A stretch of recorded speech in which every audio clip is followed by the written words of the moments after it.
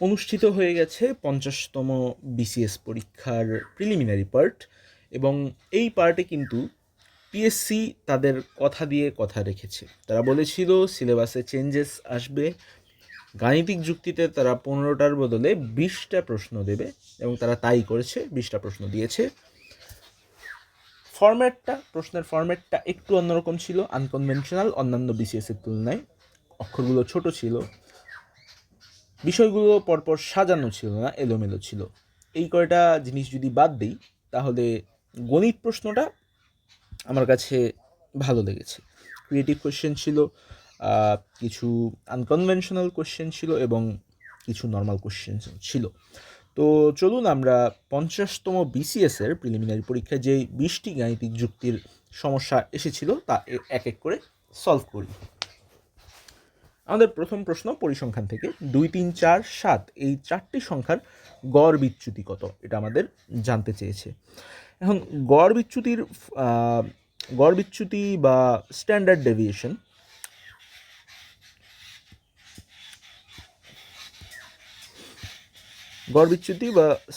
Deviation,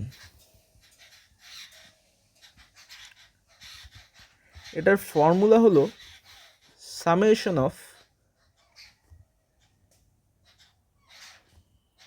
x bar minus X I আর নিচে N.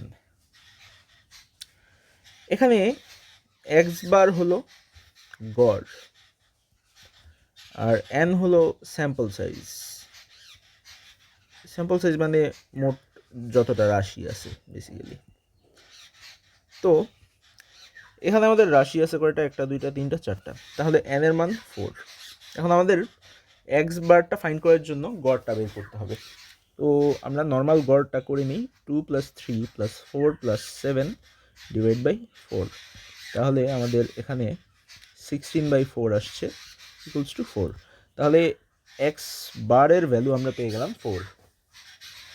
এখন এই যে এক্স বার এবং রাশিগুলোর মধ্যে যে ব্যবধান, ওইটা আমার খুঁজতে হবে।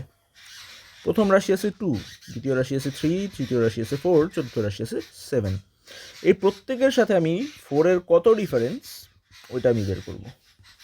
এখানে ডিফারেন্স 2, এখানে ডিফারেন্স 1, এখানে ডিফারেন্স 0, এখানে ডিফারেন্স 3।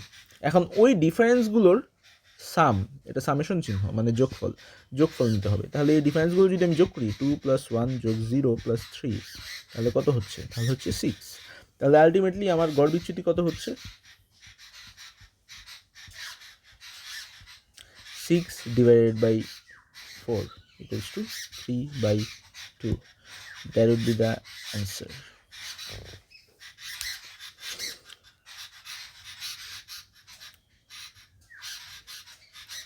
ওকে, পরের প্রশ্নটা, 3টা ভগ্নাংশ দেওয়া আছে, 3টা ভগ্নাংশের লসাগু বের করতে হবে। আমরা কিন্তু যখন প্রিভিয়াস ইয়ারের বিসিএসের কোয়েশ্চেন সলভ করছিলাম, তখন কিন্তু এই টাইপের অঙ্ক আমরা করছিলাম, ঠিক না?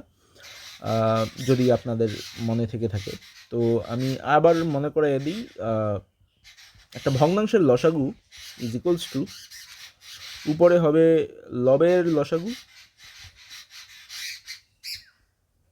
আর নিচে হবে হরের লসাগু, গসাগু, হরের গসাগু। এখন আমার লবের লসাগু বের করি। লবের লসাগু equals to LCM of 2, 3, 6, and 2, 3, 6 এর লসাগু 6। আবার আমি হরের গসাগু বের করি, GCD of 5, 5, 15। সর্বোচ্চ কোন সংখ্যা দিয়ে এই 3টাকেই ভাগ যায়? 5 দিয়ে এই 3টাকেই ভাগ যায়, তাহলে গসাগু হবে 5। তাহলে আলটিমেটলি লসাগু কত? 6/5. That would be the answer, 6/5. পরের প্রশ্ন, একটি ত্রিভুজের 3টি কোণের পরিমাপ যথাক্রমে x, x/2, এবং 3x/2। ক্ষুদ্রতম কোণের মান রেডিয়ানে কত হবে? এখন আমরা কি জানি, একটা ত্রিভুজের তিনটা কোণের সমষ্টি 180 ডিগ্রি। এখন 180 ডিগ্রি এটা এখন আমরা এখান থেকে এক্সের ভ্যালুটা বের করি। মানে 2 যদি লসাগু হয় 2x + x + 3x = 180। তাহলে এখানে হচ্ছে উপরে 6x, আর এই 2টা যদি ওই সাইডে নিয়ে যাই তাহলে 360। তাহলে এক্সের ভ্যালু আসতেছে 60। তাহলে x/2 এর ভ্যালু আসতেছে 30। তাহলে 3x/2 এর ভ্যালু আসতেছে 90। এখন এর মধ্যে সবচেয়ে ক্ষুদ্রতম কোণ কোনটা? অবশ্যই 30 ডিগ্রি। এখন এই 30 ডিগ্রিকে রেডিয়ানে হয় π/6। যদি আপনার মুখস্থ নাও থাকে সমস্যা নেই, ডিগ্রিকে রেডিয়ানে কীভাবে নেয়? ডিগ্রিকে রেডিয়ানে নেয় π/180 দিয়ে গুণ করে, তাহলে ওইটা রেডিয়ানে চলে যায়। কাটাকাটি করার পর এটা π/6 আসে। তাহলে আমাদের সিম্পলি উত্তর হবে π/6। পরেরটা, যদি log x বেস 324 = 4 হয় তাহলে x এর মান কত? এটা আমরা কি জানি, সূচকের সাথে লগের সম্পর্ক থেকে আমরা জানি এটা হবে x⁴ = 324। এখন আপনি সিম্পলি যদি অপশন টেস্ট করেন তাহলে কিন্তু আপনার হয়ে যাচ্ছে। কারণ কি, আপনি দেখবেন কার পাওয়ার 4 করলে 324 হয়। এখানে 4টা অপশন আছে, আপনি আপনার ইচ্ছা মতো 4টা আপনি চেক করতে পারেন। যেমন 4 স্কোয়ার কত হয়? 16। আবার 4 স্কোয়ার 16, তাহলে 16 × 16 কত? 6 6 36 6, হাতে 3, 9 0 6 1, 6 5 1, 6 5 2, 256। তো 4 কিন্তু হবে না, কারণ আমার 324 হতে হবে। এভাবে আপনি সবগুলা চেক করতে পারেন। সো এটার স্কোয়ার হবে কত? এটার স্কোয়ার হবে 2 এর স্কোয়ার করলে 4, আর √3 এর স্কোয়ার করলে 3, তাহলে 12। তাহলে 12 × 12 হবে 2√3⁴। এটা 4, 2 অক্ষে 2, 0, 2 অক্ষে 2, 1, 4 4 1, 144। সো এটাও হয় না। তারপর 3√3 ক্ষেত্রে আসি, 3কে স্কোয়ার করলে 9, আবার √3কে স্কোয়ার করলে 3, তাহলে 3 নং 27। এটা হয়ে এটার স্কোয়ার করলে তাহলে 2⁴ করলে কত হবে? 27 × 27, 7 7 49, 9, হাতে 4, 7 × 14, আর 4 18, 0, 7 × 14, 2 × 4 5, 9, 12 2 7। সো এটাও হচ্ছে না।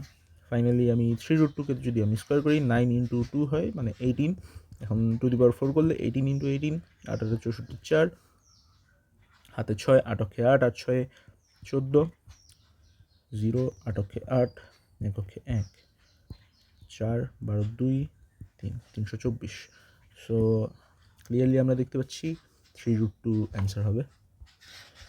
পরেরটা, 40 থেকে 50-এর মধ্যে একটি সংখ্যা দৈবভাবে নেওয়া হলো, এটি মৌলিক হওয়ার সম্ভাবনা কত? 40 থেকে 50-এ সংখ্যা কয়টা আছে? সংখ্যা আছে 11টা। যদি সন্দেহ থাকে আপনি গুনে নিতে পারেন।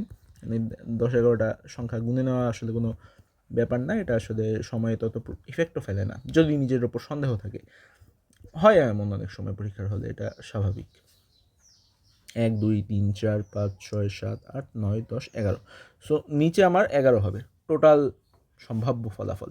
এখন অনুকূল সম্ভাব্য ফলাফল কি? এটা মৌলিক হতে হবে। এখন এখান থেকে জোড়গুলো তো অবভিয়াসলি বাদ, জোড় তো কখনো মৌলিক হবে না। এখন যেগুলো বিজোড় রইল ওগুলাতে 3 দিয়ে ভাগ যায় কাকে? 3 দিয়ে ভাগ যায় 45কে, তো 45 বাদ। এখন সবচেয়ে বেশি সমস্যা হয়েছে এই জায়গায়, অনেকে এই 4টাকেই মৌলিক সংখ্যা ধরে নিছে, কিন্তু এই 4টা কিন্তু আসলে মৌলিক সংখ্যা না। কারণ 49 যে আছে, 49কে কিন্তু 7 দিয়ে ডিভাইড করা যায়, ঠিক না? কারণ 7 7 49। 41কে দেখেন, আপনি যদি 13 দিয়ে ভাগ করতে চান, 3 13 39, 4 13 কিন্তু 41 হবে না। 17 দিয়ে যদি ভাগ করতে চান, 17 2 34, 3 17 কিন্তু 51 হয়ে যায়। সিমিলারলি এটাকেও আপনি দেখতে পারেন, 13 দিয়ে যায় না, 17 দিয়েও যায় না।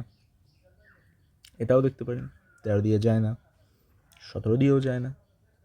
সো আলটিমেটলি আপনার 41 43 47 এই তিনটাকে আপনি মৌলিক সংখ্যা হিসেবে একটা কনক্লুশন টানতে পারেন। তাহলে অনুকূল সম্ভাব্য ফলাফল কত, মৌলিক হওয়ার সম্ভাবনা মানে মৌলিক হওয়ার সম্ভাব্য অনুকূল ফলাফল হলো 3টি, তাহলে টোটাল সম্ভাবনা আমার হবে 3/11।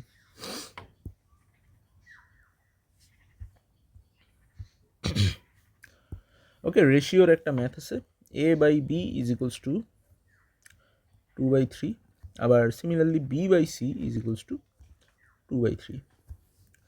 আমরা যদি রেশিও আকারে লিখি a/b ইজ ইকুয়ালস টু 2:3 আর b/c ইজ ইকুয়ালস টু 2:3। এখন এখানে কমন কম্পোনেন্ট হলো b, তাই b এর ভ্যালুটাকে আমার সেম করতে হবে। এখানে b এর ভ্যালু আছে 3, এখানে b এর ভ্যালু আছে 2, তাই এই সাইডের b এর ভ্যালু দিয়ে এই সাইডেরটাকে গুণ করে দেবো, আর এই সাইডের b এর ভ্যালু দিয়ে ওই সাইডেরটাকে গুণ করে দেবো। সো a/b আমার কী হবে, এখানে যদি আমি 2 দিয়ে গুণ করে দিই তাহলে 4:6, আবার এখানে যদি আমি 3 দিয়ে গুণ করে দিই তাহলে হবে 6:9। এখন দেখেন b আর b কিন্তু সেম হয়ে গেছে, এখানে b6 আবার এখানেও b6, তাহলে আপনি a/b/c লিখতে পারেন। a এর ভ্যালু হবে 4, b এর ভ্যালু হবে 6, কারণ দুই জায়গায় 6 আছে, এবং c এর ভ্যালু হবে 9। এখন আপনার উত্তরে চাইছে কি, উত্তরে চাইছে a/c, তাহলে a আর c কত হবে, 4 আর 9, that would be the answer.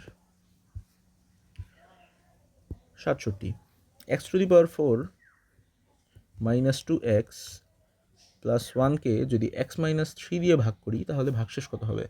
ভাগশেষ বের করার জন্য আমার এটা ইকুয়ালস টু 0 ধরতে হয়, তাহলে x ইকুয়ালস টু 3, এখানে আমি x ইকুয়ালস টু 3 বসাই দেবো, যা উত্তর আসবে ওইটাই ভাগশেষ।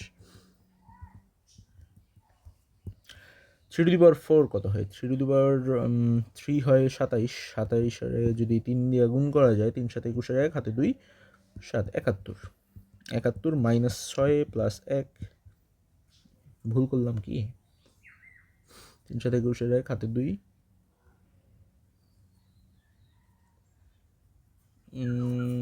হাতে 2 ছিল, 81। সো 81 + 1 হলো 82, 82 - 6 is equals two 76, 76, option 4।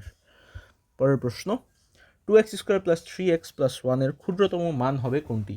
So এই ক্ষুদ্রতম মান বের করার জন্য আমরা সাধারণত ডিফারেন্সিয়েশন করি অনেকে। সো ওই মেথডটা আমি আগে দেখাই। এটা, সো এটাকে যদি আমি ডিফারেন্সিয়েট করি, এটা হয় 2x + 3, এটাকে 0 ধরে, 0 ধরার পর x এর একটা ভ্যালু বের হয় -3/2। এখন এই -3/2 ওখানে পুট করতে হবে, -3/2 হোল স্কোয়ার + 3 -3/2 + 1। এখন এটা একটু ক্যালকুলেশন করতে হবে, এটা হবে কত, 18/4, এটা -3, 9 + 1, নিচে 12, 3 18 36 46 56 54 -4 9 32 + 12,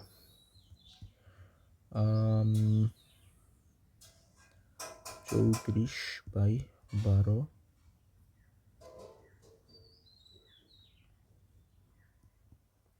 17/6। আমি কিছু একটা ভুল করছি নাকি, এটা 4x, তাহলে x এর ভ্যালু হয় -3/4 হয়, এখানে ভুল করছি, তাহলে 4² করলে এখানে হবে 16। আচ্ছা, এই লাইনগুলো আবার লিখি,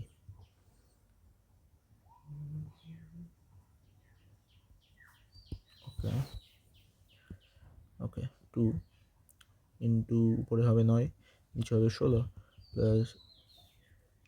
প্লাস মাইনাস হয়ে যাবে, উপরে হবে 9, নিচে হবে 4 + 1, এখন নিচে 8, 9 -18 + 8, তাহলে 9 আর 8 17 -18/8 ইকুয়ালস টু -1/8, -1/8 হলো অ্যান্সার। অনেকে এই মেথডটা মানে ডিফারেন্সিয়েশনের মেথডটায় কমফোর্টেবল ফিল করেন না, বিশেষ করে আর্টস কমার্সের যারা আছেন। তারা স্বাভাবিক, আপনাদের কখনো ডিফারেন্সিয়েশন করানো হয় নাই, আপনি কেন এটা শিখবেন? সো এই ক্ষুদ্রতম মানে বিশেষ করে দ্বিঘাত সমীকরণের ক্ষুদ্রতম মানগুলো বের করার জন্য যে আপনাকে ডিফারেন্সিয়েশন জানতেই হবে এমন কোনো বাধ্যবাধকতা আসলে নেই। আমরা একটু অন্য মেথডে কিভাবে বের করতে হয় এটার ক্ষুদ্রতম ভ্যালুটা, ওইটা আপনাদের দেখিয়ে দিই। এবং ইনফ্যাক্ট আমি এক্সামের হলে এই অন্য মেথডটা দিয়েই করেছিলাম। 2x² প্লাস 3x প্লাস 1, এটাকে আমরা একটা পূর্ণবর্গ রাশিতে প্রকাশ করব। তো এটার জন্য প্রথমে আমরা 2কে কমন নিই, মানে x²কে আলাদা করে ফেলার জন্য যা যা কমন নেওয়া দরকার ওটাকে আমরা কমন নিই। তো এখানে আমার 2কে কমন নেওয়ার দরকার ছিল, আমি 2কে কমন নিলাম। এখন এটাকে আমি a + b হোল স্কোয়ার ফর্মুলায় ফেলাতে চাবো, তাহলে a² plus 2 into x into, এখন এখানে 3/2x ছিল, 3/2x বানানোর জন্য আমাদের কি করতে হবে, আমাদের 3/4 লিখতে হবে। কারণ কি, তাহলে 2 এর সাথে 4 এর কাটাকাটি গিয়ে 3/2 থাকবে, আগের এই রাশিটা আমরা ফেরত পাবো। এখন যেহেতু আমি একটা 3/4 লিখছি, আমার b² হিসেবে কিন্তু 9/16 লিখতে হবে। এখন আসেন আমরা এক্সট্রা কি লিখছি ওগুলোকে আমরা সাবট্রাক্ট করবো, কারণ এই যে 9/16 কিন্তু আগের লাইনে ছিল না, তাহলে এটা আমরা এক্সট্রা লিখছি, তাহলে এই 9/16টা আমরা বিয়োগ করে দিলাম। আবার আগের লাইনে কিন্তু একটা +1/2 ছিল, যেটা আমরা পরের লাইনে লিখি নেই, তাহলে ওই +1/2টা আমরা দিয়ে দিলাম। এখন প্রশ্ন থাকতে পারে, এই যে 2ab টার্মটা আগের লাইনে ছিল না, আমরা কীভাবে আনলাম? আপনি যদি একটু ভালো করে খেয়াল করেন, এই 3/2x আর এই 2 ইন্টু x ইন্টু 3/4 এই দুটা সেম জিনিস। সো এটা আসলে আগের লাইনে ছিল। এখন আমরা একটু সিম্পলিফাই করব।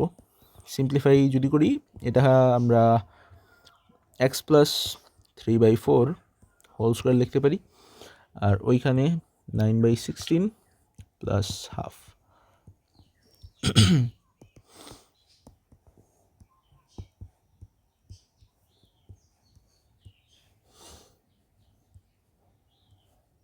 (16, 9 minus 8). এখন এই 2টা আমরা ভিতরে নিয়ে যাই, তাহলে 2x plus 3/4 whole square minus 2 into 1/16 equals to 2x plus 3/4 whole square minus 1/8।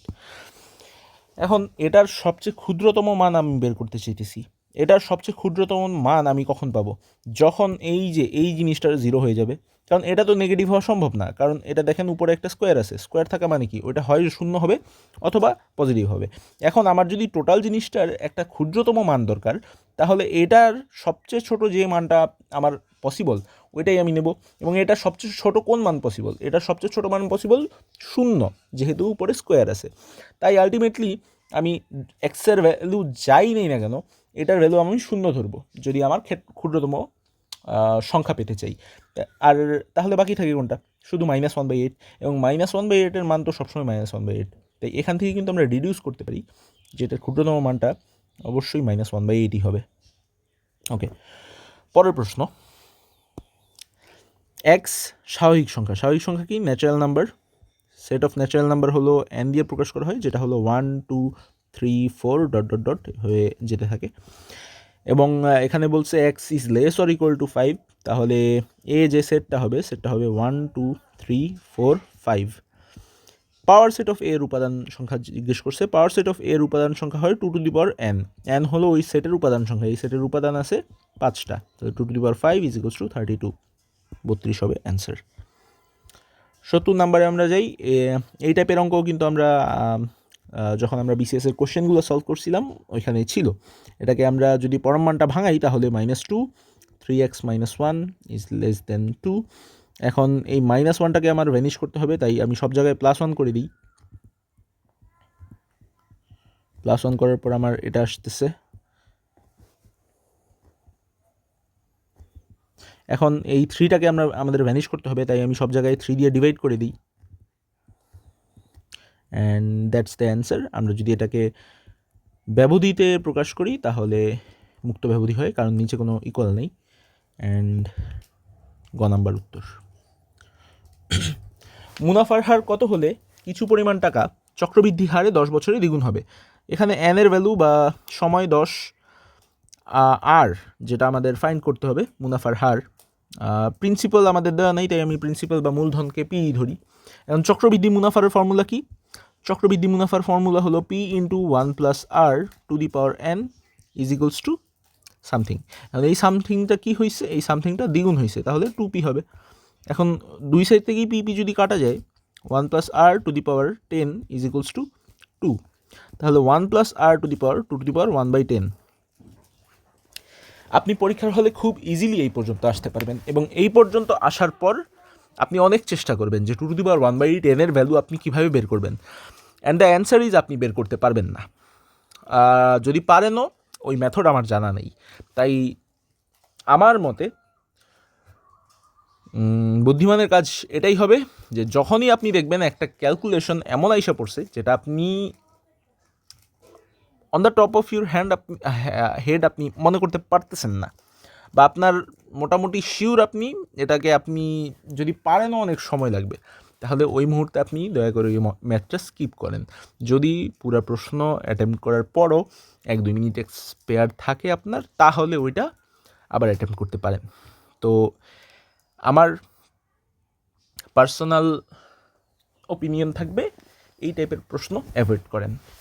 এবং আসলেই কিন্তু 2^1/10 ভ্যালু ক্যালকুলেটর ছাড়া বের করার কোনো উপায় আমার জানা নেই। সো উত্তর জানানোর জন্য জানিয়ে রাখলাম, এটার উত্তর হবে 7.17, এটাই আর কি। 72 নম্বর প্রশ্নটা দেখেন। এখানে আমরা কি জানি? আমরা জানি ধরেন কোনো একটা দ্বিপদী বিস্তৃতির উপরে পাওয়ার যদি থাকে 8, তাহলে এটার মোট পদ হয় 9টা, তাহলে 9টা হলে মধ্যপদ কত হবে? 5ম। সিমিলারলি এখানে কিন্তু 7 আছে উপরে, তাহলে পদ হবে 8টা, তো মধ্যপদ কিন্তু অনেকে 5ম বা 4র্থ দাগায় ফেলছে, হুইচ ইজ রং। কারণ ভিতরে কিন্তু এটা 2টা পদ না, 3টা পদ আছে। আমরা কিন্তু দ্বিপদী বিস্তৃতির ক্ষেত্রে জানি পদ সংখ্যা হয় পাওয়ারের থেকে 1 বেশি, এটা কিন্তু দ্বিপদ না। ওকে, তো এটাকে আমার প্রথমে দ্বিপদ বানায় নিতে হবে। x² - 2 + 1/x² 7।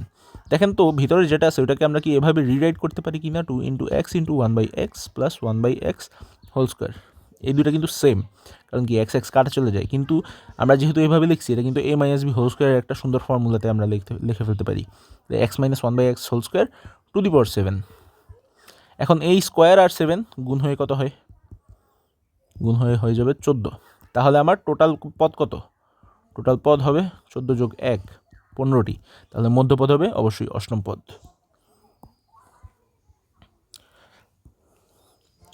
x² - p + q x + pq = 0। এটাকে আমরা প্রথমে ভাঙাই, x² - px - qx + pq = 0। এখন আমরা এইটা আর এইটার থেকে একটা কমন নিই, তাহলে x কমন যায়, x - q থাকে। আবার এইটা আর এটার থেকে কমন নিই, এখান থেকে -p কমন যায়, তাহলে x - q থাকে। এখন এখান থেকে আবার x - q সাধারণ কমন, তাহলে থাকে x - p = 0। দুইটা রাশির গুণফল যদি 0 হয়, তাহলে আমরা পৃথক পৃথকভাবে ওই দুইটা রাশিকে 0 লিখতে পারি। তাহলে এখানে আমরা x = q পাইতেছি, আর এখানে আমরা x = p পাইতেছি। তাহলে সমাধান সেটটা কী হবে? সমাধান সেট যদি s ধরি, ওইটা হবে p, q। ক 74 k এর কোন মানের জন্য 5x + 4y - 1 = 0 এবং 2x + ky - 7 = 0 সরলরেখা দুটি সমান্তরাল হয়। দুটা সরলরেখা কখন সমান্তরাল হয়? এটা ধরেন একটা সেট অফ অ্যাক্সিস, এখানে এই একটা সরলরেখা আছে এবং এই একটা সরলরেখা আছে, যে দুটা সমান্তরাল না, বাট ধরে নেন সমান্তরাল। এই দুটা কখন সমান্তরাল হয়? যখন তাদের ঢাল দুটা সেম থাকে। ঢাল দুটা সেম হইলে কি হয়? তাদের আমি যতই বাড়াই তারা অসীমে যাওয়া বাদে কখনো কিন্তু একে অপরকে ছেদ করবে না। তাই আমাদের এখানে একটা অ্যাপ্রোচ হতে পারে ঢাল বের করা। ঢাল বের করার জন্য আমরা সরলরেখার যে আদর্শ সমীকরণ আছে y = mx + c, ওই আকারে নিয়ে যাই। ওই আকারে নিয়ে গেলে m কিন্তু আমাদের ঢাল। আচ্ছা, তাহলে এখানে 4y = -5x + 1, তাহলে y = -5/4 এক্স প্লাস 1/4। তাহলে এটার কিন্তু আমাদের ঢাল পেয়ে গেলাম -5/4। এখন এটাকেও আমরা y equals to mx plus c আকারে নিই। কে ওয়াই ইকুয়ালস টু হয় -2x প্লাস 7, তাহলে y ইজ ইকুয়ালস টু হয় -2/k এক্স প্লাস 7/k। এখানে তাহলে ঢাল হইতেছে -2/k। এখন দুইটা সরলরেখা যদি সমান্তরাল হইতে হয় তাহলে এই দুইটা সমান হতে হবে। -5/4 ইজ ইকুয়ালস টু হতে হবে -2/k। তাহলে এখান থেকে আমরা কে এর ভ্যালু ইজিলি বের করে ফেলতে পারবো। 2 × 4 / 5 হবে 8/5। 8/5। ওকে, যদি 0 থেকে x বড় হয় এবং x থেকে 1 বড় হয় তবে নিচের কোনটি সবচেয়ে বড় হবে। এই টাইপের অঙ্ক করার জন্য আপনি সবচেয়ে বেটার হয় যদি অপশন টেস্ট করেন। ধরেন 0.9 একটা সংখ্যা নিলেন, তাহলে x হবে 0.9, 2x কত হবে, 2x হবে 1.8, x স্কোয়ার কত হবে 0.9 × 0.9 মানে 0.81, আর x প্লাস 1 কত হবে 1 + 0.9 1.9। এখানে এটা বড় হইতেছে। আপনি আরও কয়েকটা সংখ্যা নিয়ে ডাবল চেক করতে পারেন, 0.5 নেন, 0.4 নেন, দেখবেন সব জায়গায় আপনার 4 নাম্বারটাই বড় আসতেছে। তো 4 নাম্বারটা দাগাই দিবেন। পরের প্রশ্ন, একটা অসীম ধারা দেওয়া আছে, অসীম ধারার অসীমতক সমষ্টি বের করতে বলছে। আমরা কি জানি s infinity is equals two a/1 - r। এখানে a কত, a হলো প্রথম পদ হলো -1, এবং r কত, r হলো সাধারণ অনুপাত হলো দ্বিতীয় পদ ডিভাইডেড বাই প্রথম পদ ইকুয়ালস টু -1/2। এখন আমরা ভ্যালুগুলো বসাই দিই, -1 1, আর এখানে -1/2 হলে +1/2 হয়ে যায়, মাইনাসে প্লাস। তাহলে নিচে হইতেছে কত 2 3 -1, আলটিমেটলি উত্তর হবে -2/3।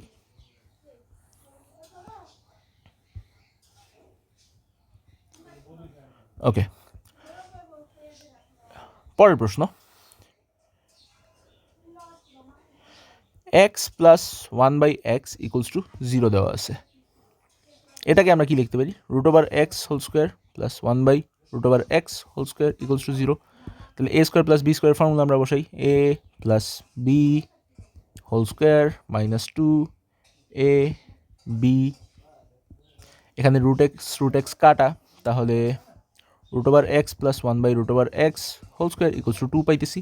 তাহলে আলটিমেটলি √x প্লাস 1/√x এর ভ্যালু হবে √2।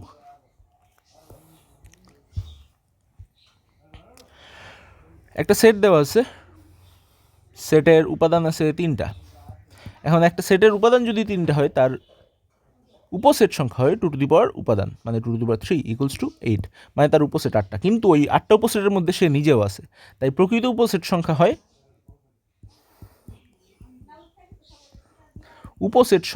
-1 ইকুয়ালস টু 7, তাই এটার প্রকৃত উপসেট হবে 7টা। ওকে, পরের প্রশ্ন, অ্যাবসিসা ABSCISSA শব্দটির বর্ণগুলোকে নিয়ে কত প্রকারে বিন্যাস করা যায়? টোটাল কয়টা আছে, 1 2 3 4 5 6 7 8, 8টা। রিপিট কারা আছে, এস রিপিট আছে 3 বার, এ রিপিট আছে 2 বার। এখন এটাকে আমরা জাস্ট ক্যালকুলেট করবো, 8 × 7 × 6 × 5 × 4 × 3 × 2 × 1।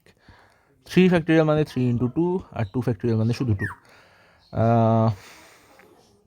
3 2 আর 2 দিয়া 6কে 3 বার, 4 5 20, 3 20 60, 60 × 7, 60 × 7 হবে 420, 420 × 8 হবে 3360। ফাইনাল কোয়েশ্চেন, একটি সমবাহু ত্রিভুজের বাহুর দৈর্ঘ্য 8 মিটার হলে এর ক্ষেত্রফল কত হবে? সো a ইকুয়ালস টু দেওয়া আছে 8 মিটার, এবং সমবাহু ত্রিভুজের ক্ষেত্রফল আমরা জানি √3/4 a স্কোয়ার। তাহলে √3/4 8 8 64, তাহলে এটা হবে 16√3। তো এই ছিল আমাদের 50তম BCS-এর যে কোশ্চেন গাণিতিক যুক্তির তার অ্যানালাইসিস। আমার মতে এখানে আনসলভেবল যদি কোনো কোশ্চেন থেকে থাকে ওইটা হলো নাম্বার 71, এবং ট্রিকি যদি বলি, ট্রিকি কোশ্চেন কোনটা ছিল? ট্রিকি কোশ্চেন ছিল 68কে ট্রিকি ধরতে পারেন আই থিঙ্ক। আর আর 62কে আই থিঙ্ক ট্রিকি ধরতে পারেন, যদিও এটা প্রিভিয়াস ইয়ারে আসা কোয়েশ্চেনের মধ্যেই পড়ে। 61কে ট্রিকি ধরতে পারেন। সো 3টা ট্রিকি, একটা আনসলভেবল, আরেকটাও ট্রিকি ধরেন। সো আমার মনে হয় বেসিক ম্যাথমেটিক্স যারা করছেন তাদের পক্ষে 15 পাওয়াটা এই প্রশ্নে একটা গুড মার্ক। আর যদি আপনি 12-13 পান, 12 হয়তো একটু বেশি কম, আই থিঙ্ক 13 তো পাওয়া উচিত আপনাদের। যাই হোক, যতই পেয়েছেন সমস্যা নাই, বেশি কম পাইলে ডিসার্টেন হওয়ার কিছু নাই। গণিত পুরোটাই প্র্যাকটিসের বিষয়। আপনি যত প্র্যাকটিস করবেন তত আপনি ভালো করবেন। আপনার কোন নলেজ আছে ওইটা কিন্তু ম্যাটার করে না। আমার উদাহরণই দিই, এই যে লসাগুর অঙ্কটা আমি আপনাদের করাইছি, কিছুদিন আগে করাইছি, তারপর আমার কোনো প্র্যাকটিস ছিল না, তাই আমি উপরে লসাগু না করে নিচে লসাগু করছি, উপরে গোসাগু করছি। সো ফলে আমার পরীক্ষার হলে উত্তর আসছে 1/15। সো এই অঙ্কটা কিন্তু আমি ভুল করে দিয়ে আসছি। সো এমন ভুল হবে, ভুল হওয়ার পরে ডিসার্টেন হওয়া যাবে না, ওটা নিয়ে পড়ে থাকলে হবে না, এগিয়ে যেতে হবে। Best of luck. এবং আমাদের 50তম BCS এর গাণিতিক যুক্তির প্লেলিস্ট এখানেই আমরা শেষ করছি। ধন্যবাদ।